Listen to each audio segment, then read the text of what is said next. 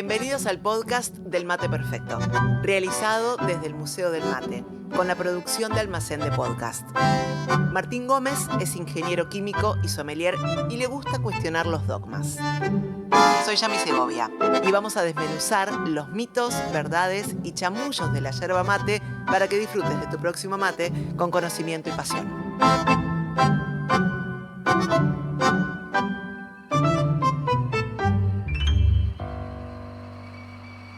En el episodio anterior hablamos de cómo preparar el mate perfecto, pero hay un secretito que muchos ignoramos. El mate empieza muchísimo antes de poner a calentar la pava.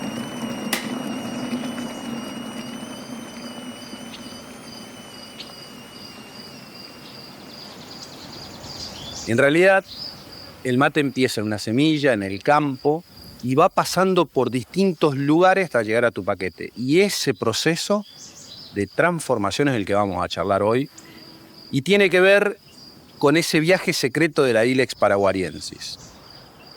La yerba mate definitivamente tiene terruño. Originalmente, en la selva paranaense crecía a la sombra de otros árboles, en lo que se llama sotobosque. Y hoy, sobre todo en Argentina, tenemos mucha yerba que se denomina de campo que crece a pleno sol. Si vos mirás las dos hojas, la de monte claramente va a ser una hoja de mayor superficie y más finita. Y eso, en boca, va a hacer que vos notes más complejidad, es una hoja más verde oscuro. No es lo mismo tener una planta en tu casa, en el patio, que adentro. Y no nos olvidemos que nosotros tomamos hoja de yerba mate. Por eso, las diferencias sensoriales, donde la yerba de campo es más directa, más plana, más al paladar, más amarga, hace que muchos materos prefieren ese tipo de yerba versus la yerba de monte, que es un poco más compleja. Definitivamente, dónde crece la planta va a definir la intensidad de esa yerba y la complejidad que tiene. Vas a notar más dulzona la yerba de monte, vas a notar más amarga la yerba de campo, lo cual no es ni bueno ni malo, sino la posibilidad de tener distintas experiencias solamente leyendo el paquete. Lo otro que hay que tener en cuenta es que no todo es terruño. También influye cómo cosechás esa hoja. Y ahí te diría que hay dos tipos de práctica. Hay una cosecha manual, donde hay un tarefero que va eligiendo gajo a gajo qué quiere y qué no quiere cosechar, y de alguna forma ya determina qué tipo de hierba vas a estar tomando en tu paquete. Y por otro lado están los modernos equipos de cosecha mecánica que nos permiten tener mayor cantidad de volumen, pero que son bastante menos selectivos. Como todo lo que ocurre en la industria hoy, no hay ni buenos ni malos. Solamente son distintas opciones que vas a tener a la hora de seleccionar tu yerba mate. La yerba, cuando está cosechada en forma más industrial, nos permite de alguna forma acceder a una yerba en más volumen, a mejores precios, y quizás una yerba artesanal es algo un poco más cuidado, con otra experiencia sensorial. De alguna forma también eso va a determinar lo que va pasando después con la yerba mate. Los que dependen de yerba mate cosechada mecánicamente van a tener un poco más de trabajo en el secadero. Una vez que esa yerba mate se cosechó, acá lo importante es llegar rápido al secadero. La pregunta del millón: ¿qué color es la yerba mate? Ya sé, es verde. Y bueno, ¿por qué no es marrón? Si todas las hojas secas son marrones. Bueno, ahí está la clave. Hay que llegar rápido al secadero, y el primer proceso por el que pasa la yerba mate se llama sapecado. Es un proceso violento, te diría hasta casi dramático, en donde la yerba mate toma contacto con fuego directo mayoritariamente, y eso hace que pare toda la oxidación que puede tener esa yerba mate. O, si querés, le vas ganando a todo el trabajo que hacen las enzimas y microorganismos que tiene la yerba mate. Entonces, la hoja se deja de descomponer y empieza a fijar todos los componentes, y eventualmente vas a poder tener todos los beneficios de una hoja verde como la tenés en el paquete. De alguna forma, el shock térmico del sapeco congela químicamente la hoja y te la deja lista para poder disfrutarla en tu mate. El sapecado es un proceso por el cual la yerba pasa por una tambora con fuego directo, y las hojas se exponen a ese fuego que saca la mayor cantidad de agua en ese proceso inicial. El secado, los 3 métodos históricos. El más ancestral, te diría el método guaraní, es lo que se denomina carijo o carillo. Ese método de secado implica que la yerba mate tiene contacto con el fuego directo. De alguna forma es como hacerte un vacío de la estaca. Va lamiendo el fuego la carne y le da un ahumado intenso.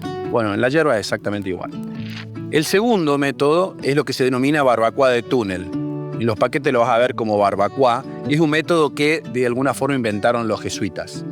En ese método de secado no hay un contacto con fuego directo, sino hay una suerte de arrastre de notas ahumadas que tiene el aire que pasa por un fuego que está prendido. Es como hacer un asadito a la parrilla. Entra el aire, pasa por la brasa y al pasar por la carne deja ese sutil aroma y sensorialmente ahumadito en la boca, ¿no? Y el último es un método quizás más industrial, más moderno, que es el secado con aire caliente, que es el método preferido por la mayoría de las industrias de gran volumen y uno de los que más se demanda en los mercados externos. En ese método, aire que pasa por intercambiadores de calor va secando la yerba mate y generalmente son métodos que no tienen más de 4 o 6 horas de proceso. Es como hacerte un vacío en el horno eléctrico.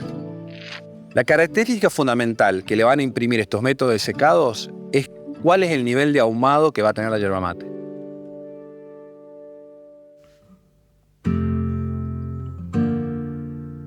En la Argentina, a diferencia de Brasil, nos gustan las hierbas estacionadas. Y ese estacionamiento ocurre justo después del secado. Para poder estacionar una yerba mate, existe un proceso previo que se llama canchado, donde la hierba se muele groseramente y se empaca en bolsas o en bolsones. Ese estacionamiento puede ser controlado o natural. La diferencia fundamental es el tiempo que reside la yerba mate en un galpón. En el caso del método controlado, suele pasar alguna cosa entre 4 y 8 meses, mientras que en el estacionamiento natural siempre estamos hablando de estacionamientos de más de un año. La diferencia fundamental que se da en un caso y en el otro está bastante asociado con lo que nosotros conocemos bien en el mundo del vino. Es una suerte de crianza. El tiempo, el oxígeno, va madurando esa yerba y le va confiriendo una sensorialidad distintiva. Las hierbas con estacionamiento natural o estacionamiento prolongado de 1 año, 2 o hasta 3 años, va a ser más compleja, va a haber más sabores dando vuelta, va a ser más maderosa, va a tener notas especiadas y hasta te diría hasta más dulzona. Mientras que la hierba controlada, de nuevo, va a ser una hierba más directa al paladar, un poco más amarga y más plana, mucho más predecible. En el proceso de estacionamiento, en los últimos tiempos, se empezó a evidenciar un beneficio adicional que todavía la ciencia no terminó de dilucidar. Y tiene que ver con que los consumidores perciben a las hierbas de estacionamiento natural como más gentiles con el estómago.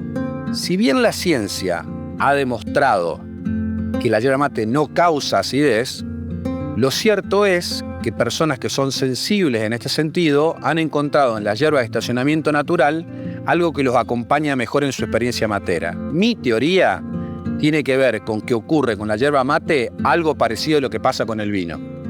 El vino, cuando es un vino de crianza, con el tiempo, desarrolla colores y aromas bien distintivos y suelen ser más gentiles al aparato digestivo. Si querés una explicación más técnica de por qué eso puede estar ocurriendo, que en el vino está súper estudiado, tiene que ver con lo que se llama la polimerización de los taninos. Este toque final que da el maestro yerbatero termina determinando la sensorialidad que vos vas a tener en boca. Y acá las definiciones son fáciles. Es con palo, sin palo, molienda fina o molienda gruesa. No hay mucho más. Siempre que tengas palo va a ser más suave, siempre que la molienda sea más gruesa también va a ser más suave. Ahí ya queda en vos ver qué tipo de hierba necesitas para tu experiencia. El polvo es el antihéroe incomprendido de la yerba mate. Todos recordamos a la madre del polvo cuando se nos tapa el mate. Ahora, ¿qué es lo que ocurre con el polvo de la yerba mate? Lo fundamental en el caso de que se te tape el mate es ver cómo lo preparaste. El polvo no tiene la culpa. Somos nosotros los que de alguna forma no lo manejamos bien. Lo que el polvo sí hace, y por eso está en tu paquete, es que te ayuda a que tenga buena intensidad inicial ese yerba mate y que de alguna forma veas esa espumita que tanto te gusta sacarle fotos. Eso tiene que ver con las saponinas, y las saponinas en el polvo de la yerba mate están fácilmente disponibles.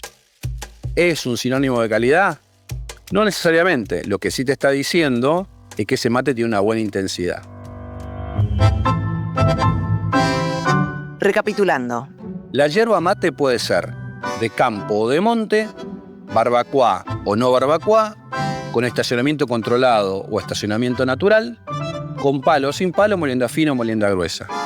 La yerba mate siempre te está contando una historia y entenderla te va a permitir elegir mejor qué tipo de yerba te va a acompañar, o sea, tu yerba perfecta. Por eso te invito a que experimentes, mezcles, pruebes, porque el mundo de la yerba mate es mucho más rico y complejo de lo que nos hacen creer en las góndolas de los supermercados.